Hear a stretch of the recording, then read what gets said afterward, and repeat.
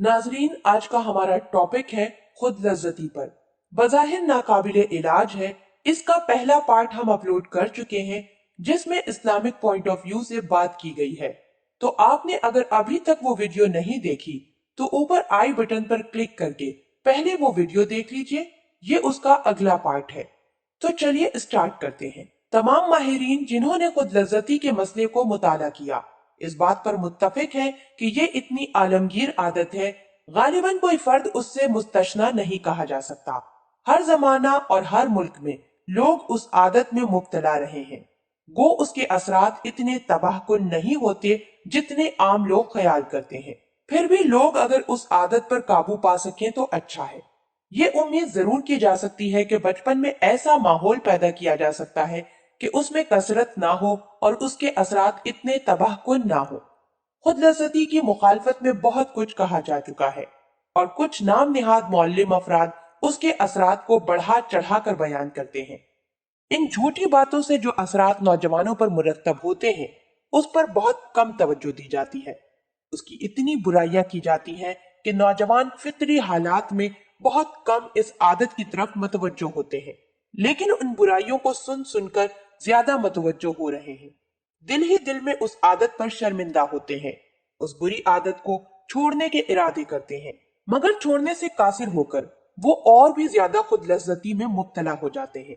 कसरत खुद लज्जती के जो बुरे असरात नाजुक अज़ा पर मुरतब होते हैं उनसे तो किसी को भी इनकार नहीं, मगर उसके दीगर जिस्मानी नुकसानात पर मुबालगा से काम लिया गया है। उससे जहनी बुराइयां ज्यादा पैदा होती हैं। एक तरफ तो नौजवान कोशिश करते हैं कि ये आदत खत्म हो जाए, दूसरी तरफ उसमें कशिश पैदा होती रहती है।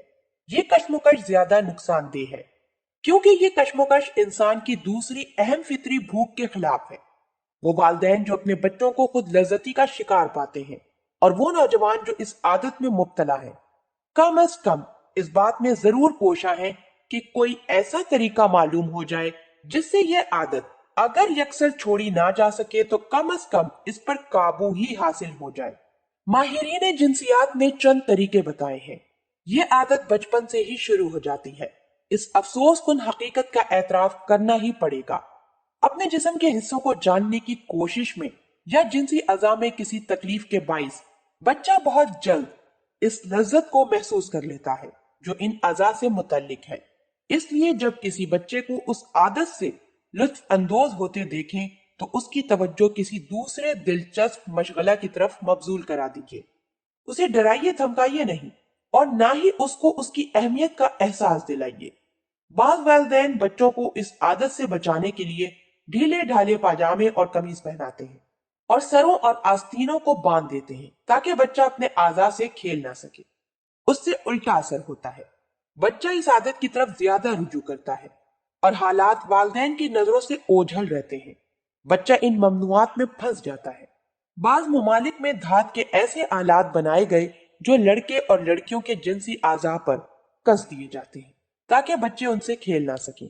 ये मसनूई आलात बच्चों के जहनों को हर वक्त जिनसी आज़ा के मुतल्लिक ही सोचने की दावत देते हैं और साथ ही साथ ऐसी ख्वाहिश भी बेदार कर देते हैं जिनसे आज़ा में और भी खुजली पैदा होती है। अरसे दराज तक मौल्लिम अखलाक अफराद और डॉक्टर इस आदत से मुतनफिर करने के लिए डराने और धमकाने के तरीका को इस्तेमाल करते रहे हैं। नतीजा ये होता है कि जो बच्चे इस आदत में फंस चुके होते हैं वो अपने वालिदैन से छुपा कर उसको अंजाम देते हैं।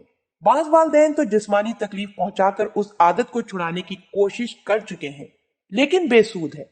बच्चों से उसके बुरे असरात का इजहार करना और इस तरह जदीद तासुफ पैदा करने की कोशिश करना भी बेनतीजा साबित हुआ है।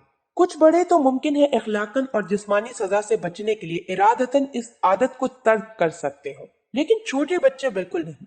डॉक्टर्स के पास अक्सर ऐसे बच्चे लाए जाते हैं जिनके जिनसी आज़ा में कोई तकलीफ होती है। ये तकलीफ बच्चों को जिनसी आज़ा की तरफ ज्यादा मतवज्जो करती है और उसकी आदत में मुब्तला हो जाते हैं। जितने भी जल्दी अमराज हैं, मसलन फुंसियां, फोड़े, एक्जिमा, खुजली, सब की सब खुद लज्जती की मुहरिक बन सकती हैं। उस हालत में बच्चे की आदत को छुड़ाने से पहले उन अमराज का कुल्ली इलाज जरूरी है। वो बच्चे और जवान जो कसरत से इस आदत में मुब्तला हैं, उनका बस एक ही नफ्सियाती इलाज है। खुसूसन नौजवान तबका जो जिनसी तस्कीन के फितरी जराए की गैर मौजूदगी से उस आदत को अपनाए हुए है। इखलाकी नसीहत या सजा से उस आदत को नहीं छोड़ा जा सकता। उसे किसी हमदर्द डॉक्टर या नासे की जरूरत है जो बड़ी हमदर्दी से उसकी तकलीफों को सुने, और अगर खुद मरीज भी पुरखुलूस तरीके से उस आदत को छोड़ना चाहे तो ये नामुमकिन काम मुमकिन हो सकता है। वो तमाम नौजवान जो इस आदत से बदहाल हो चुके हैं और बिल्कुल मायूस हो गए हैं, उनको हिम्मत नहीं हारना चाहिए। उस आदत का फर्द फर्द पर जुदागाना असरात होते हैं। कुछ मरीज तो ऐसे भी होते हैं जो किसी बात की परवाह नहीं करते और उस आदत को अपनाए रहते हैं। ऐसे लोगों पर कसरत खुद लज्जती के हकीकी असरात जाहिर करने की जरूरत है ताकि वो इसकी रोकथाम की कोशिश करें।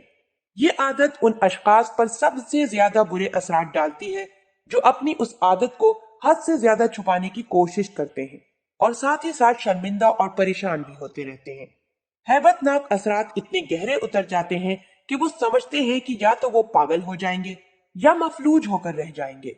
वो अपने आप को हर बात के लिए नाअहल समझते हैं, मर्दों और औरतों से दूर भागते हैं और वो एक दिन यकीनन जिल्लत की जिंदगी गुजारते हैं या फिर उकताकर खुदकुशी कर लेते हैं।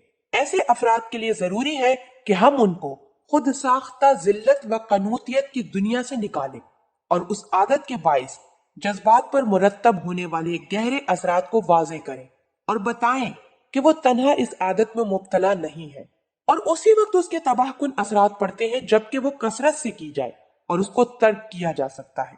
उसे ये भी समझाने की जरूरत है कि उसकी आदत के जिस्मानी असरात जायल हो जाते हैं।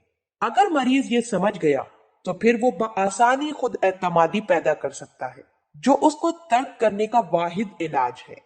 वो एक और गलत फहमी का शिकार होता है कि उसका चेहरा देखते ही लोग समझ जाते हैं कि वो किसी मकरू आदत का शिकार है। आम लोग तो खैर अलग रहे, खुद एक माहिर डॉक्टर भी चेहरा देखकर उसका पता नहीं लगा सकता। हाँ, अगर चेहरे से नाउम्मीदी थकावट बरसती है और इंसान मुरझाया हुआ नजर आता है तो अंदाजा लगाया जा सकता है कि वो खुद लज्जती में मुब्तला है। ये ख्याल तर्क ही कर देना चाहिए कि कोई देखकर उसकी आदत का मालूम कर लेगा। अगर मरीज में खुद एतमादी पैदा हो गई तो उसका एहसास शर्म खत्म हो जाएगा। ऐसे मरीजों को यह भी बताया जाएगा कि उस आदत से उनकी समाजी जिंदगी में कोई फर्क नहीं आया तो उनकी हिम्मत और भी बढ़ जाती है और वो ज्यादा कामयाबी से आदत पर काबू हासिल कर लेते हैं। उस तरह खुद एतमादी पैदा कराने के बाद ऐसी दवाओं का इस्तेमाल कराया जा सकता है जो उनकी जिनसी ख्वाहिशात को वक्ती तौर पर कम कर दें और आराम की नींद सुला सकें। लेकिन इन दवाओं की आदत नहीं डालना चाहिए। जहां तक उज़वी खराबियों का ताल्लुक है तो उनके लिए डॉक्टर से मशवरा करना चाहिए। दवाओं की ये इमदाद इस आदत को छुड़ाने में बहुत कम हिस्सा लेती है। असल इलाज तो सही नजरियात का कायम करना है और इन सही नजरियात को उस आदत को छुड़ा देने के काबिल समझना है।